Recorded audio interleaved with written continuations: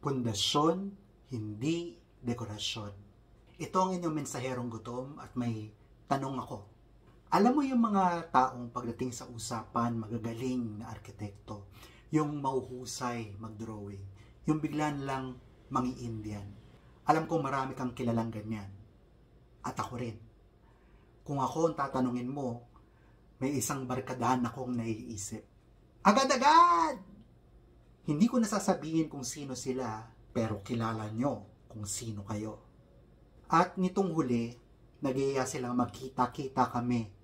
Pumayag ako, pero hindi ako umasa. Dahil sa loob ng ilang dekada namin pagkakaibigan, mas madalas hindi matuloy ang mga plano namin. Palaging may dahilan. Natuloy ba?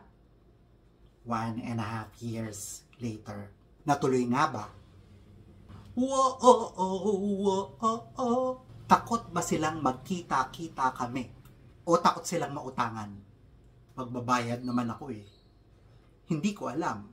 Pero ayaw nilang tumupad sa usapan. Na sila rin naman ang nagplano. Naalala ko tuloy yung sinabi ni Jesus.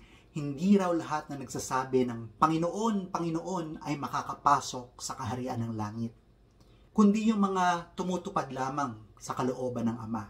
Kung gusto naming matuloy ang pagkikita-kita ng barkada, dapat naming gawan ng paraan.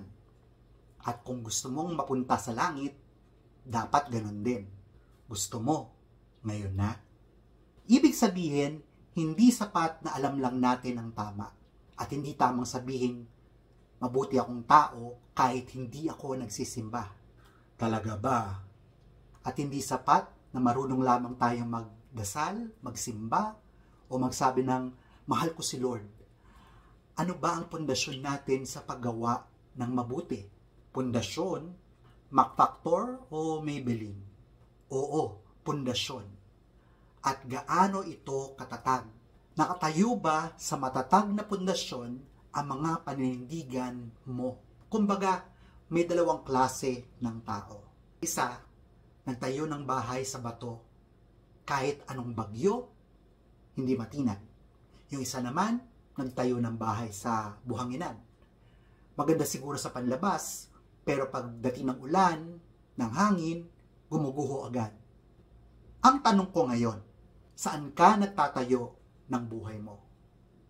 Panay salita ba? Panay plano? O meron talagang gawa? Ano o sino ang pundasyon mo? Hindi naman talaga madali. Parang bato, it's hard. Minsan tinatamad tayo, minsan ang hirap umiwas sa tukso, pero kung gusto talaga nating tumibay, hindi lang sa paningin ng tao, kundi sa paningin ng Diyos, kailangan nating panindigan yung mga sinasabi natin. Kailangan nating maging totoo. Kahit walang nanonood, kahit walang pumupuri, kahit hindi ka pansinin ng iba, dahil para sa kanila, hindi kaakit-akit ang pagpapakabuti. Kasi sa huli, ang Diyos hindi lang nakikinig sa sinasabi mo, nakikita niya kung paano ka mamuhay. Kaya kung may mga pagkakataon na pakiramdam mo, wala ka nang ginagawang tama, maraming pagkakamali, paulit-ulit kang nalulugmok, ayos lang yan. Ang mahalaga, importante, hindi ka sumusuko. Tindig. At ginagawa mo ang tama kahit mahirap. At ang pundasyon mo, ang pag-ibig ng Diyos. Hindi tayo tinawag para magpanggap na banal. At lalong huwag magpalinlang sa mga makikinang na dekorasyon ng buhay. Tinawag tayo para gumawa ng tama na may pagmamahal.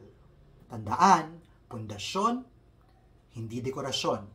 Maging matatag sa paggawa ng tama at sumunod sa Kanya. Magandang umaga at manatili kang gutom.